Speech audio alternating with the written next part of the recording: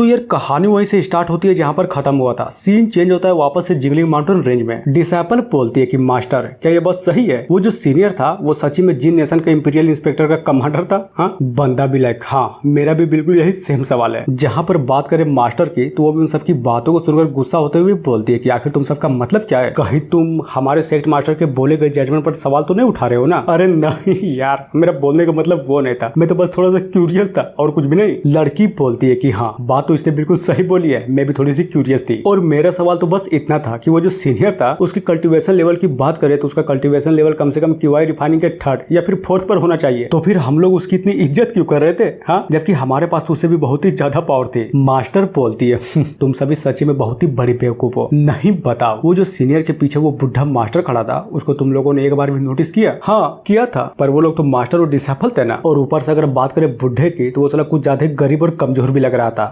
बेवकूफ, बहुत ही बड़े बेवकूफ हो तुम दोनों, समझे? दिमाग नाम की घंटा भी कोई चीज नहीं तुम दोनों के पास। लड़का बोलता है पर मास्टर हम तो उतना ही समझेंगे ना जितना हमें दिखाई दिया। तभी बताती है कि देखो यही तो सबसे इम्पोर्टेंट बात है। अगर हर नॉर्मल आदमी इन बॉय को पहचानने लगे तो फिर इन बॉय का इन बॉय होना मतलब क्या है? जरा सोचो, बहुत ही ध्यान से सोचो। अगर उन लोगों की आइडेंटिटी सच्ची में रिवील हो जाए तब जिन का राजा क्या करेगा? वैसे भी सत्ता अक्सर बुद्धि के साथ साथ चलती है, समझे? और यहाँ तक कि मैं ये भी गारंटी देते हूँ ये जो बुढ़ा था और ये जो सीनियर था ना, ये अपने एक छोटा मोटा ऑलरेडी सेक्ट बना चुके होंगे ताकि अपने आइडेंटिटी को रिवील किए बिना ही सब कुछ कर सके। और उनके द्वारा सोर दाव के बारे में बोली गई बातें अच्छे से याद ही होगी ना। एक सिंगल ग्रास का ब्लेड जो कि बड़ी आसानी से स्वर्ग और पृथ्वी को काट दे। तो फिर तुम ही बताओ, ऐसे महान सोच वाले बंदे क्या सच्ची में इसका लेवल क्यूआई रिफाइनिंग के 3rd या 4th पर होगा? ना, बिल्कुल भी नहीं, मुझे तो बिल्कुल भी नहीं लगता। और सबसे इम्पोर्टेंट बात, ऊपर से उनका एक्सपीरियंस उनके एटीट्यूड में साफ साफ झलकता है। और इससे भी सबसे ज्यादा इम्पोर्टेंट ये था कि तुम लोगों ने उस बुढ़े का चौका हुआ शकल देखा। अपने आप को बेवकूफ और बहुत ही ज्यादा कमजोर दिखाने के लिए क्या एक्टिंग कर रहा था, मान गया मैं। और इतना बोलने के साथ ही सीन चेंज होता है बुढ़े की ओर, जिसको छींक आती है कि साले कौन है बे, आखिर मुझे याद कौन कर रहा है? हा? अब आते हैं बंदे की ओर जो कि अपने मास्टर की बोली गई बातों को अच्छे से समझ जाता है कि एक्चुअली में उसके बोलने का मतलब क्या है। तभी दोनों अचानक से ग्रीट करते हुए बोलते हैं कि समझ गया, बहुत ही अच्छे तरीके से समझ गया। मास्टर बोलती है कि याद रखना ये मैटर सेक्ट मास्टर के अलावा बिल्कुल भी बाहर न जाना चाहिए, ओके? वैसे भी सोर्ट आउट टूर्नामेंट में हम सब सीनियर के साथ दोबारा मिलने ही वाले हैं। जिसकी बातों को सुनकर वहां पर दोनों को दोनों डिसेबल भी यस बोल देते हैं। मास्टर भी लाइक ओह माय गॉड,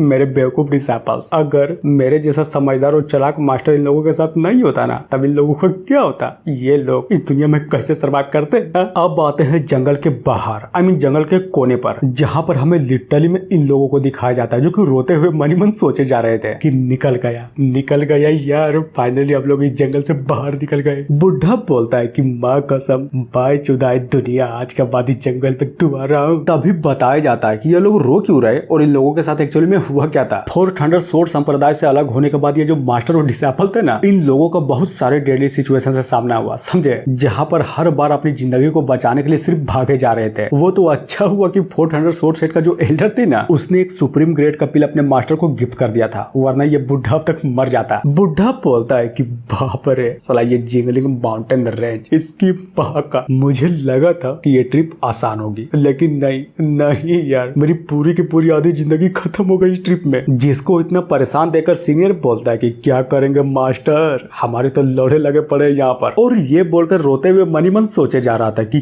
क्यों, नहीं बताओ क्यों, मेरे कल्टीवेशन का कॉम्प्रिहेंशन साला इतना मादरचोद क्यों है, मुझे तो कुछ समझ में ही नहीं आता। और मेरी जो सबसे ताकतवर चीज थी वो थी मेरी किस्मत, लेकिन उसके भी यहाँ पर एल लगे पड़े हैं। बुढ़ा बोलता है कि मेरे दोस्त, मेरे डिसेबल, तुम्हारी माँ का, मेरी बातों को ध्यान से सुन। पेंटिंग को बेचकर हम लोगों ने जितने पैसे कमाए थे ना, या तो गिर गए या साला खत्म हो गए। अब हमारे पास बिल्कुल भी पैसे नहीं है। तो फिर तुम्हें बताओ, फ्यूचर में चलकर तुम्हारे ब्रदर, तुम्हारे जूनियर ब्रदर और तुम्हारे जूनियर सिस्टर के लिए तकनीक लेंगे कहाँ से? और सबसे इम्पोर्टेंट बात ये है कि मैंने इस सफर में एक चीज बहुत ही अच्छे तरीके से सीख ली, किसी के प्रति अपनी इज्जत तो बहुत ही आसान तरीके से कमाया जा सकता है, लेकिन लेकिन लेकिन लेकिन पैसे बिल्कुल भी नहीं। या फिर ये बोलो कि पैसे कमाना बिल्कुल भी आसान नहीं है। सुनो ना, मेरे पास एक बहुत ही अच्छा सा आइडिया है, चलो हम तुम्हारे जूनियर ब्रदर को फिर से एक पेंटिंग बनाने के लिए बोलते हैं। तो बोलो क्या बोलते हो? सीनियर बोलता है कि हाँ, बात तो आपने बिल्कुल सही बोली है कि पैसे कमाना बहुत ही ज्यादा मुश्किल है, लेकिन मास्टर आपको नहीं लगता कि हमारा जो पेंटिंग बनाने वाला काम है ये आपका दूसरा वाला बड़का ऑलरेडी कर दिया होगा? हाँ, वैसे भी उसको पेंटिंग वेंटिंग बनवाने का बहुत ही ज्यादा शौक है। और ये सुनकर वो बुढ़ा भी साला पूरा का पूरा खुश हो जाता है कि हाँ तुमने बिल्कुल सही बोला, आखिर इतनी इंपॉर्टेंट इतने बात मैं भूल कैसे गया था। जल्दी करो, हमें उस लौंडे से उसकी पेंटिंग छीननी पड़ेगी, समझे। और ये बोलकर वो दोनों के दोनों मास्टर और डिसाइपल भागने लगता है कि पैसे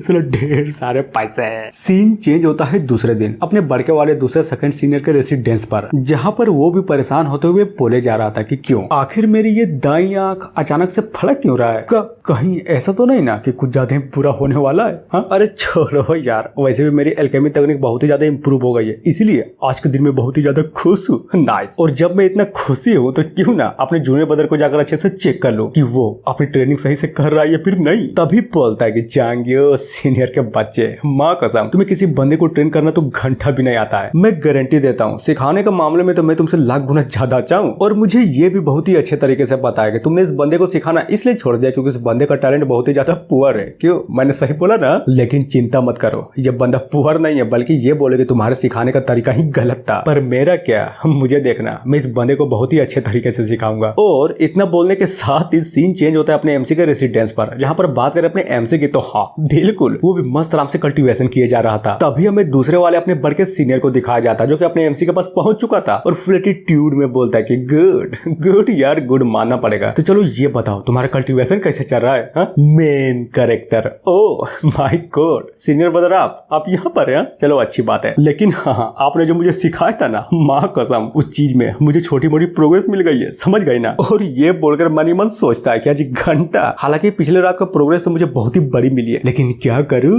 हमालपन तो दिखाना ही पड़ेगा ना। इधर सीनियर भी अपने एमसी की बातों को सुनकर मन ही मन सोचे जा रहा था कि क्या इस बंदे ने अभी क्या कहा कि इसको प्रोग्रेस मिला, वो भी छोटी मोटी? ना, हो ही नहीं सकता, इम्पॉसिबल, ये बिल्कुल भी नहीं हो सकता। और फाइनली पूछ लेता है कि है सच्ची में, मतलब सच्ची में तुम्हें छोटी मोटी प्रोग्रेस मिल गई है? गजब। अरे अब भला इसमें चौंकने की क्या बात थी? हालांकि ये सारे के सारी चीजें तो मुझे आप ही ने सिखाई थी ना। बात तो तुमने बिल्कुल सही बोली है, आखिरकार ये सारे के सारे चीजें मैंने ही तो तुम्हें सिखाई थी। और यहाँ तक कि तुम्हारा एप्टीट्यूड नॉर्मल होने के बाद भी सेक्ट मास्टर ने ये बोला था कि तुम कुछ ज्यादा गुड, कुछ ज्यादा ऑनेस्ट, कुछ ज्यादा काइंड और हाँ कुछ ज्यादा हम्बल पर्सन हो। लेकिन मुझे ये तो बिल्कुल भी नहीं लगा था कि प्रोग्रेस के मामले में तुम आज मुझसे झूठ बोलोगे। एमसी बोलता है कि झूठ? भला मैं आपसे क्यों झूठ बोलने लगा? जिसकी बातों को सुनकर इधर सीनियर भी मन ही मन सोचता है कि बाप रे, साला इस बंदे का कॉन्फिडेंस तो देखो, मादरचोद, झूठ बोलने के बाद भी मानने को तैयार नहीं है कि ये बंदा झूठ बोला। कहीं इसी के चक्कर में तो चांगू को बच्चे उसको नहीं सिखाना छोड़ दिया। मेन कैरेक्टर बोलता है कि हाँ मुझे पता है कि आप मुझ पर विश्वास नहीं करेंगे, तो ये लीजिए, देख लीजिए, मैंने इस पिल को बनाया। और वही होता है, सीनियर अपने एमसी से उसके पिल को लेते हुए बोलता है कि ओ ये तो एक स्पिरिट गैदरिंग पिल है। तभी सोचता है कि साला ये बंदा सिर्फ मुझसे झूठ ही नहीं बोल रहा, बल्कि ये बोलो कि इस खरीदे हुए पिल को मुझे दिखाकर ये प्रिटेंड करने की कोशिश कर रहा है कि जैसे कि ये पिल इसने बनाया है। समझ गया, सब कुछ समझ गया कि वो चांगू को बच्चे को कुछ सिखाना क्यों नहीं चाहता। लेकिन चिंता मत करो, एक ईमानदार व्यक्ति कैसे बनता है इसको मैं तो जरूर सिखाऊंगा। और बोलता है कि नॉट बैड, यानी कि तुम पिल रिफाइनमेंट में कुछ ज्यादा ही अच्छे हो गए हो। चलो अच्छी बात है, पर क्या तुम मेरे सामने एक बार और करके दिखा सकते हो ताकि मैं तुम्हें कुछ थोड़ा सा और भी ज्ञान दे सकूं? तभी सोचता है कि नाइस, अब मजा कर वीडियो, अब मैं भी देखना चाहता हूँ कि ये बंदा और कितनी देर मुझसे झूठ बोलेगा। जब ये अपना प्रोसेस मेरे सामने नहीं कर पाएगा ना, तब बताऊंगा, तब सिखाऊंगा इसको सबक। एमसी बोलता है कि हाँ बना तो दूंगा, लेकिन सबसे बड़ी दिक्कत की बात तो ये है कि इस पिल रिफाइनमेंट में कुछ ज्यादा समय लग जाएगा। तो बताइए आपके कीमती समय को बर्बाद करने के लिए क्या ये सही टाइम है? अरे नहीं, मेरे पास बहुत ही ज्यादा टाइम है, इसलिए तुम चिंता मत करो, समझ गए ना?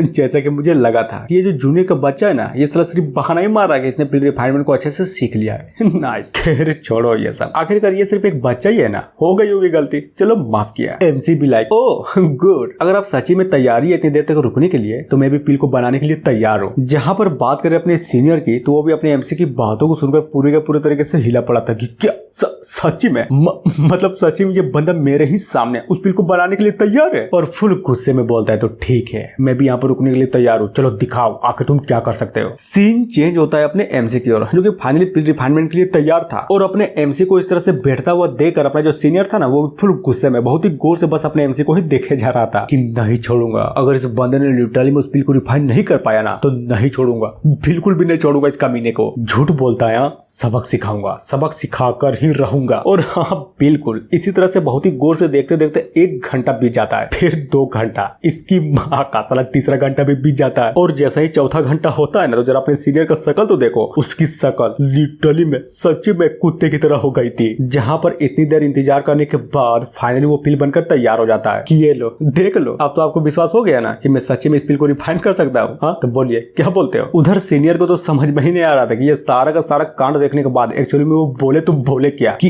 एक मिनट यार, 1 मिनट मतलब सच्ची में इस बंदे ने सच्ची में उस बिल को बना डाला। यानी कि समझे नहीं समझे ना। हाँ मैं समझ गया, लेकिन मैं बहुत ही अच्छे तरीके से समझ गया। वो चांगू का बच्चा इसको इसलिए सिखाना नहीं छोड़ा कि ये बंदा बहुत ही ज्यादा टैलेंट के मामले में पुअर था, बल्कि ये बोले कि ये बंदा पुअर नहीं, साला बहुत ही ज्यादा टैलेंटेड है। और जी हाँ, इतना बोलने के साथ ये एपिसोड यहीं पर खत्म होता है। तो मिलते हैं नेक्स्ट वीडियो में जो कि अगले हफ्ते आएगी। So thank you.